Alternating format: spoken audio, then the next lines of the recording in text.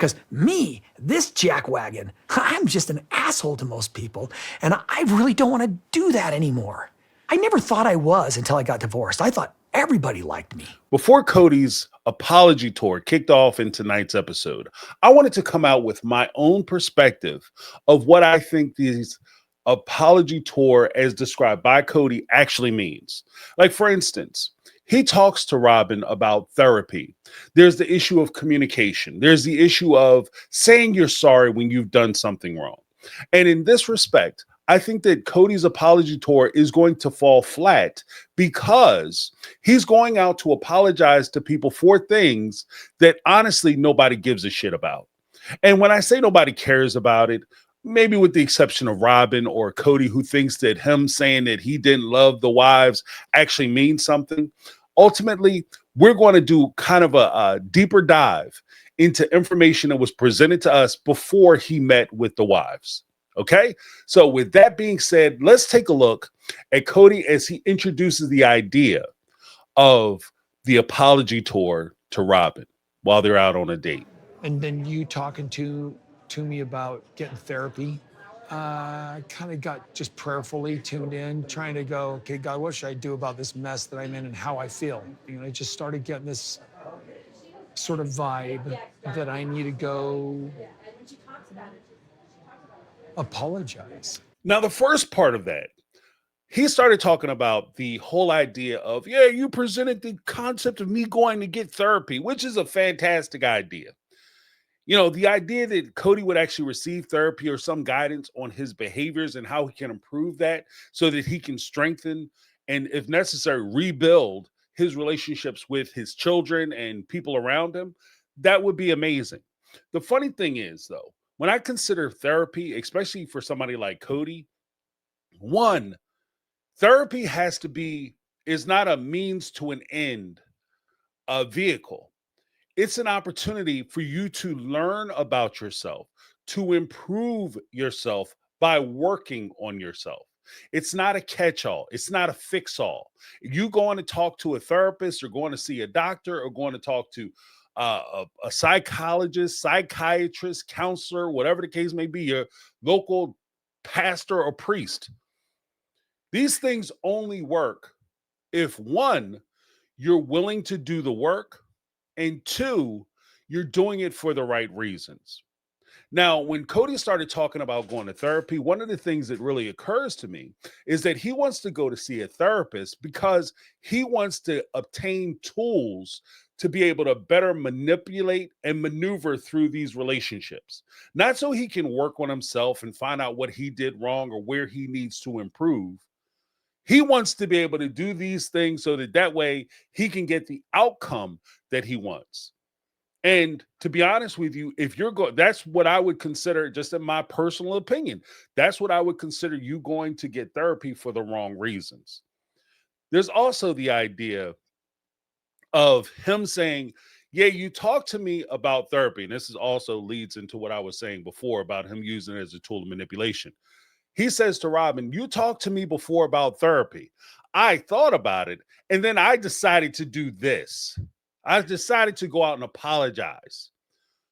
This is what I decided to do. Before I talk to a professional, before I seek any guidance on what I've done wrong or how I should view it, or maybe get a different perspective on the events that occurred, which caused the dissolution of my marriages and relationships, instead of me doing any of that, I'm just going to go ahead and do something.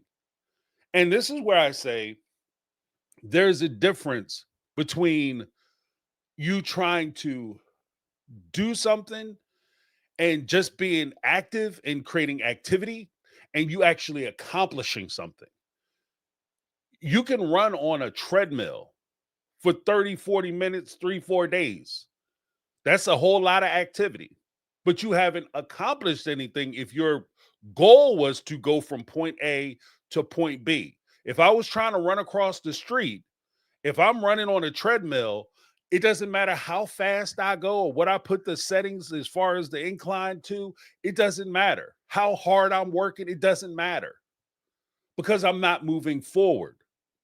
And that's confusing activity with accomplishment. And what he's doing is he's creating an activity and he's not actually trying to accomplish anything. Let's go on to the next clip that I pulled.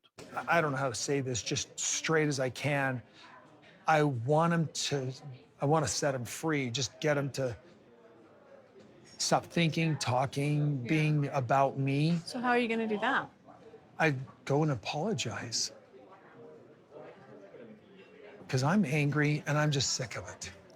And that's the part that I was talking about, the motivation as to why he's doing it. I'm tired of them talking about me. I'm tired of them thinking about me. I'm tired of them projecting a negative image about me to the audience, the fan base, to the news reporters, anybody who would listen.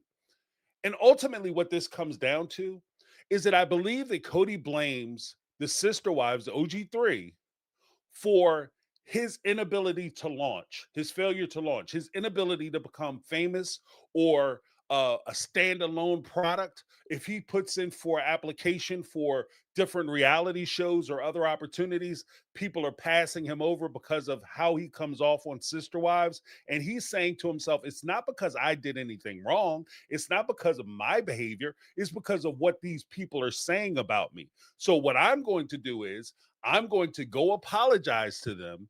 And at that point, my expectation, if I'm thinking in Cody's mind, is that they are going to stop talking about me.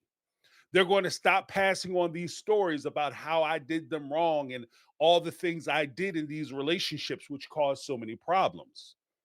And that is not the basis of an apology. Like let's cut through the crap. Off the top, if you're coming to me to apologize to me because you want me to shut up and you don't want me to talk about how you did me wrong, you're not sorry for what you did. And that's why I labeled this video Sorry Not Sorry. Because this isn't an apology, this is an apology. This is just, I'm going to give you something and I want you to take it. And from this point forward, I want you to shut up. This becomes a very transactional relationship or transactional apology. I'm going to give you this with expectation that you give me that. Not, I want to give you this, hoping that you accept my apology and you can move forward. And I can move forward as well with my life, knowing that I gave you a recognition and I apologize and I'm remorseful for the things I did.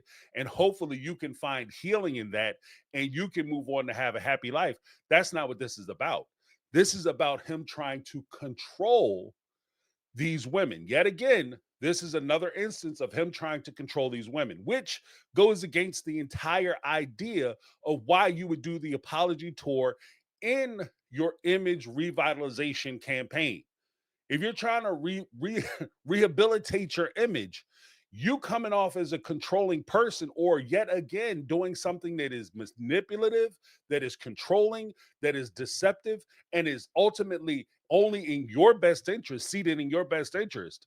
And therefore you come off, as some people categorize it, as a narcissist, or as in the more colloquial terms, or as most people say, you just come off like a selfish ass.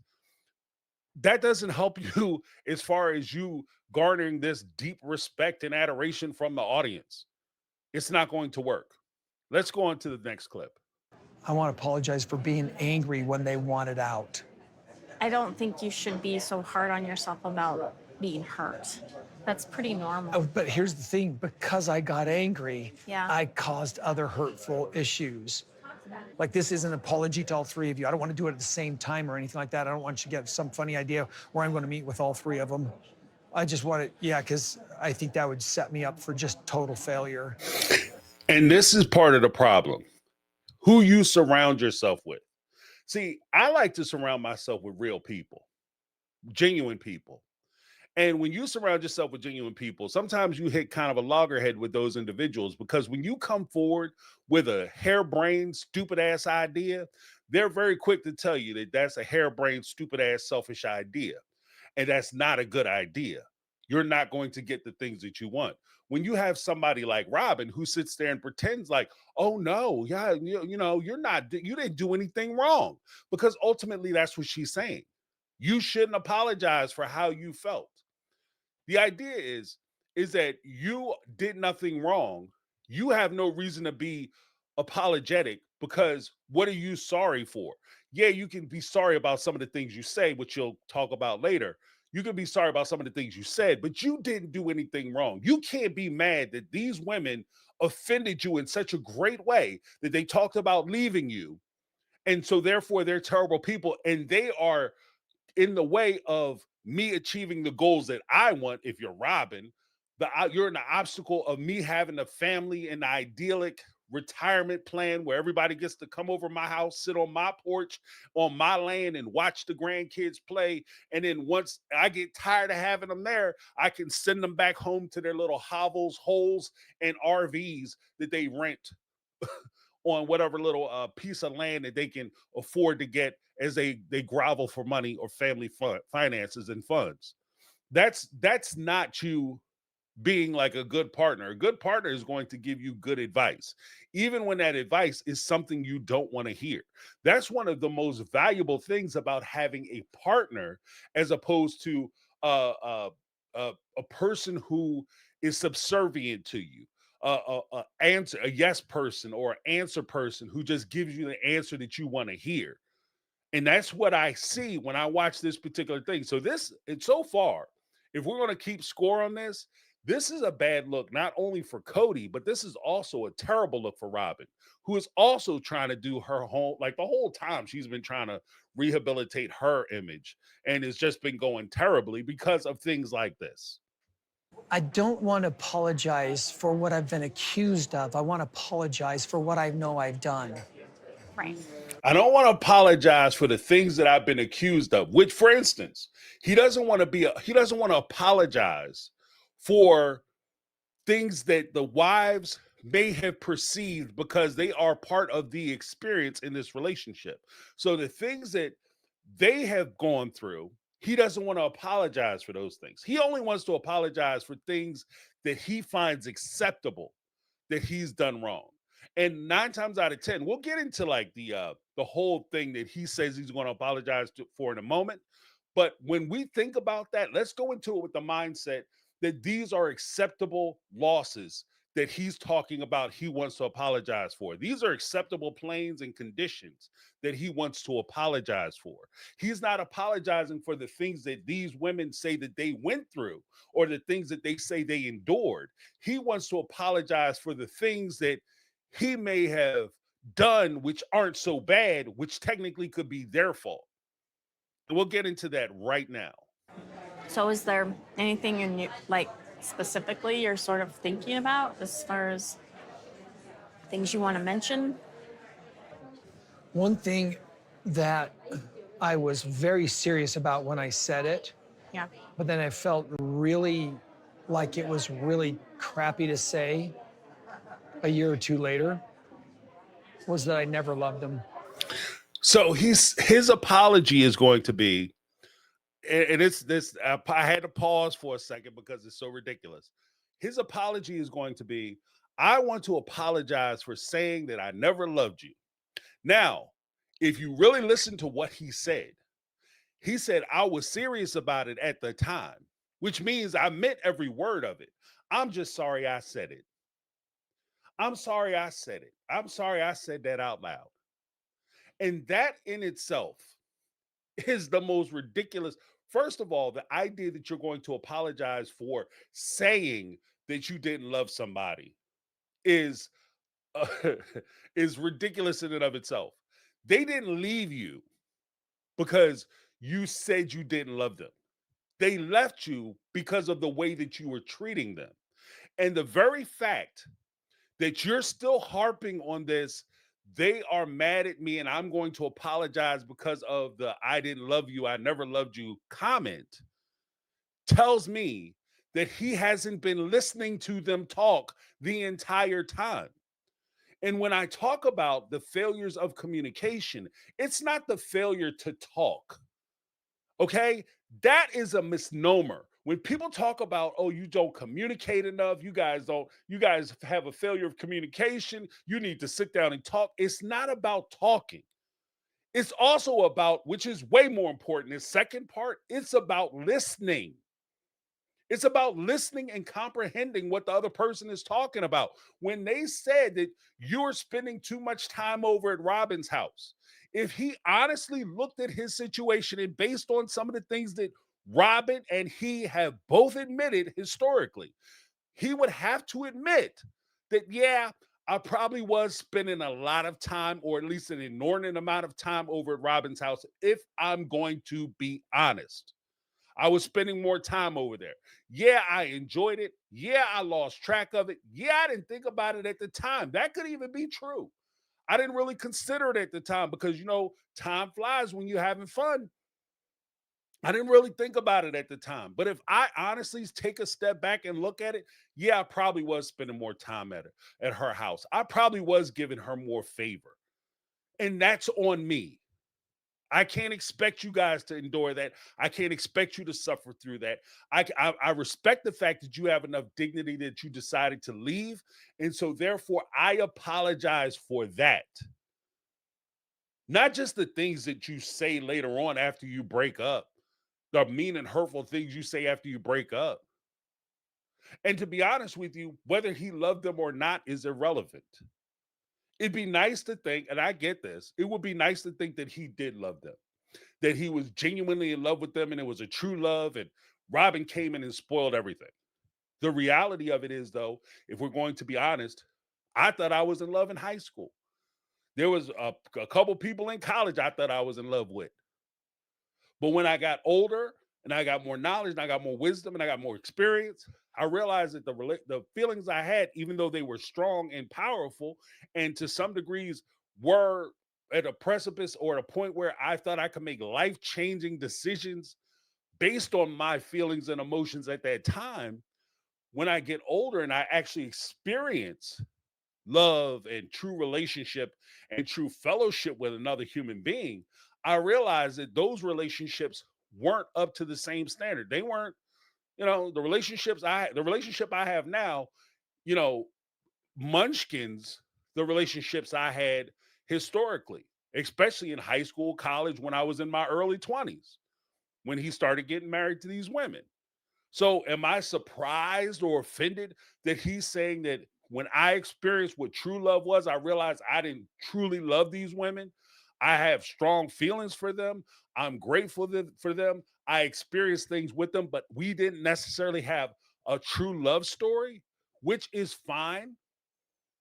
But once you realize the fault in that isn't the fact that you didn't have those feelings, because you can't decide to turn on and off feelings.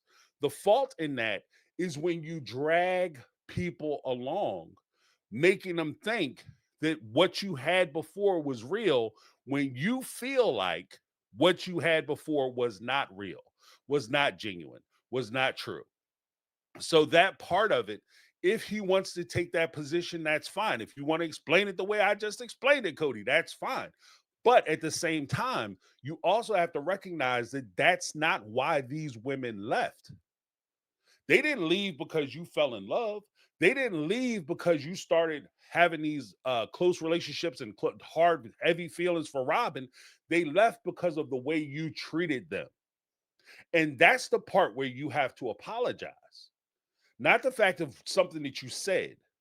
And there's so much emphasis on them talking about the power of speech in this thing. Like, Robyn, you should have said, like, it would have been amazing if we were all sitting around a table and you would have looked at one of us and said, I got you.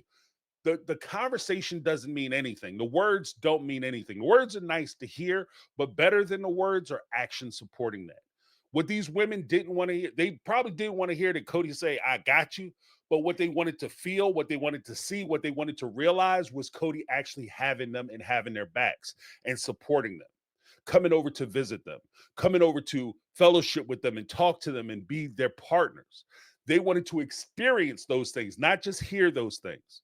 So this is where I think that Robyn's influence, as far as what you say and how you present yourself, and you can manipulate and talk your way into some stuff, starts to affect Cody and his mindset and him going into this apology tour. Because she said a few times about communication and talking, and it just came out to talking. But let's listen to the next clip where Cody actually goes to South Carolina and he's going to meet up with Janelle. I was emotionally in the state of a 12-year-old, I guess, when the breakups happened. And so instead of going, live your best life and be at peace, I was really, really angry and with more of an attitude of, why are you interrupting and destroying my peace? And that wasn't the right attitude to have. And that, my friends, is the basis of the problem. It wasn't about a shared experience that he had with these women. His problem with them leaving, his problem with them complaining about him spending too much time at Robyn's house and doing the things that he wanted to do and shortchanging them as far as him spending time, resources, energy, effort, affection with them, was that they were disrupting his peace. So how do you come to me and apologize about me disrupting your peace? These are the questions that we have to, like, if you were in Mary, Christine, or Janelle's shoes, you would have to ask, how do I take responsibility for disrupting your peace when you are screwing me over? You are denying me resources. You are taking advantage of my kindness. How am I, because I refuse to continue to do that, now all of a sudden I'm a horrible person? Now all of a sudden I should be uh uh ridiculed and subjected to your anger because I've inconvenienced you? So let's give an opportunity for him to further explain why he chose to go to Janelle first in this apology tour. First stop, Janelle Brown. Let's go.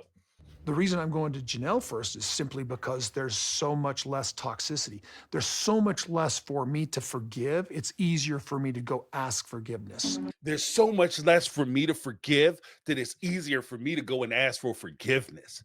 Basically, what this is that when I first heard that, it occurred to me that based on previous experiences with Cody and listening to him talk and how he approaches these apologies, it occurred to me that Cody is going to Janelle, and not so much. I have a couple people who subscribe to the channel, members. I'll holler their name out because I don't want to embarrass anybody. I don't know if I have permission to do it, in other words.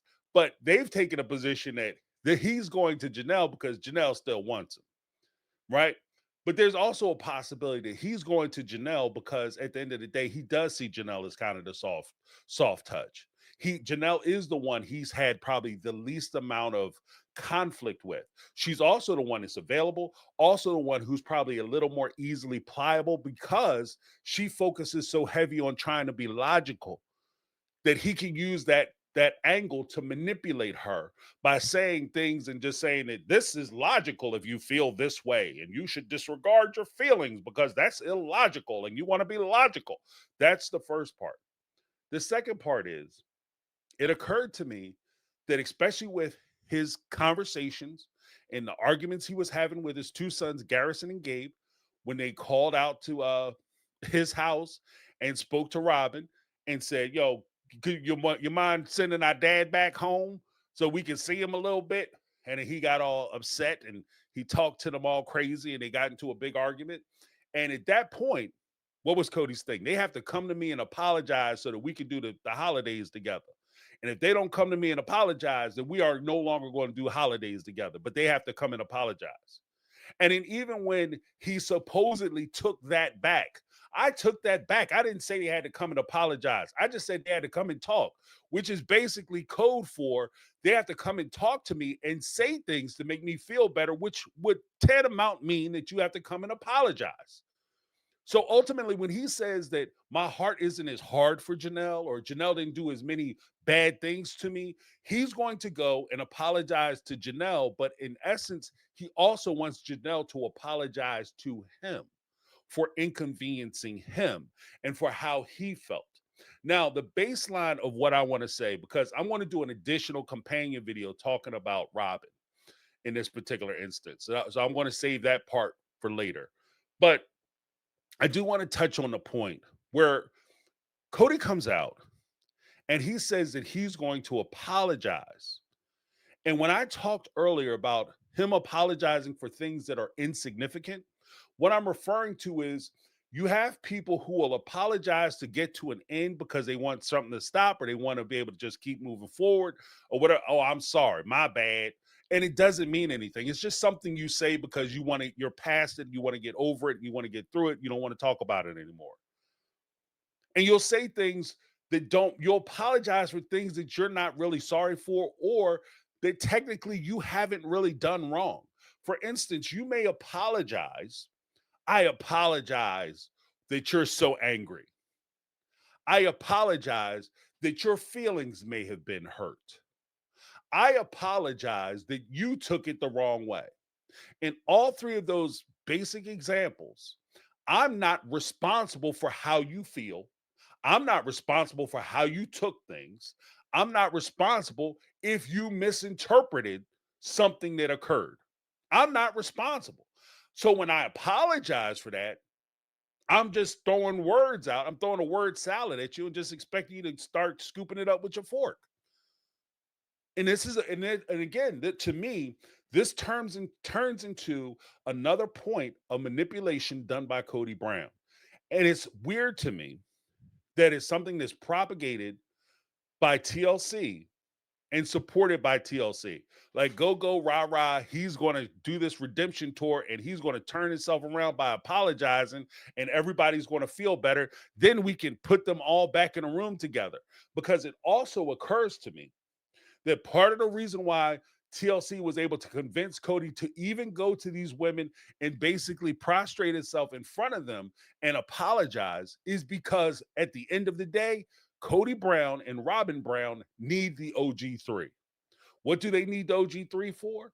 They use the OG3 as a means and method for them not to have to reveal anything personal about themselves. They can continue to be on the show and they could just sit there and comment and make critiques about things that Christine, Mary, and Janelle are doing, and they could talk about what's happening with them, and they could talk about maybe going on some kind of trip and have TLC pay for it, and they'll have like some kind of argument or disagreement while they're there that doesn't mean anything. They'll have like these conversations with these three women that doesn't mean anything because at the end of the day, none of them have anything to do with each other. Mary lives in Parowan, Utah. Christine lives in southern Utah. I believe it's southern Utah. Cody and Robyn, Arizona. Janelle is on the other side of the country in North Carolina. These people have zero reason to talk to each other, especially if they don't like each other, especially don't get along. Oh, we're doing it for the family and for the kids. Well, you should be mature enough to be able to sit down when you see somebody come into a wedding, a birthday, a baptism, funeral, whatever the case may be, graduation. You should be able to look at them and say, hey, how you doing? How's everything? Okay, the family's good. All right. Okay, good seeing you. Look good. Have a good day. You do that with strangers all day long. You're telling me you can't do that with these people? You don't have to be their best friends. And if it's really a situation of an apology, let's be very clear. If just because you apologize and you say you're sorry, that doesn't mean I have to accept you. That doesn't mean that we go all the way back to new. You apologizing and saying you're sorry is not a reset button. It's not a start over or a do-over or forget everything that happened and we'll start off fresh. In order for you to apologize and genuinely mean the apology, first and foremost, you have to recognize what you did wrong. We have to come to a meeting of the minds that you did this thing happened to me, and somehow I was hurt or offended or whatever the case may be. You were the cause of this thing. The liability seats with you, and you are apologetic or sorry or remorseful for the thing that you did and the damage or pain that you caused me. And then the hidden twist of that is that you won't do it anymore. Like, you can't apologize. Oh, I'm really sorry I did that. Apologize and then turn right around and do the same thing again. That's not an apology. In that case, apology not accepted, right? And even if I accept your apology and I forgive you, that doesn't mean that we're going to automatically mean we're going to have a relationship after that. Because when I give forgiveness for me so that I can move on and let that situation go. But that doesn't mean that we're going to move on and all of a sudden we're going to be back and we're going to be friends again. No. Because When I have people in my life, I have people in my life that I can trust. I have people in my life that I can talk to. I have people in my life that ultimately I know are there for the right reasons. And if you are a person who I can't trust, you're a person who has historically hurt me, you're a person who has done things to me and come back and then you don't give a damn about how what you did affected me, but you just want to say some words and I'm supposed to forget it, that shows me that you don't respect me. And so therefore I can never trust you. And so therefore we can never have a friendship or have a relationship beyond that. Let me know what you guys think down below because I'm curious. And again, I have not watched the new episode where he's actually going to sit down and talk to Janelle yet, but I want to hear what you guys have to say about what I'm saying here. And more importantly, share it wide, share it broad, because I want to try to get as many people as possible to listen to what we're saying so that way we can kind of call into question this entire redemption tour.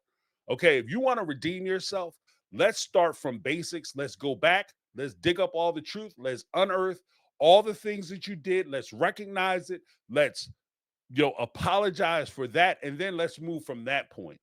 But what we're not going to do is we're just going to, as Cody would say, act like an alcoholic, sweep it under the rug and pretend like it doesn't exist just because you said you're sorry. That's my take. I'm James. And this has been my take on reality. And I'm out. 'Cause I've been living life right like I could.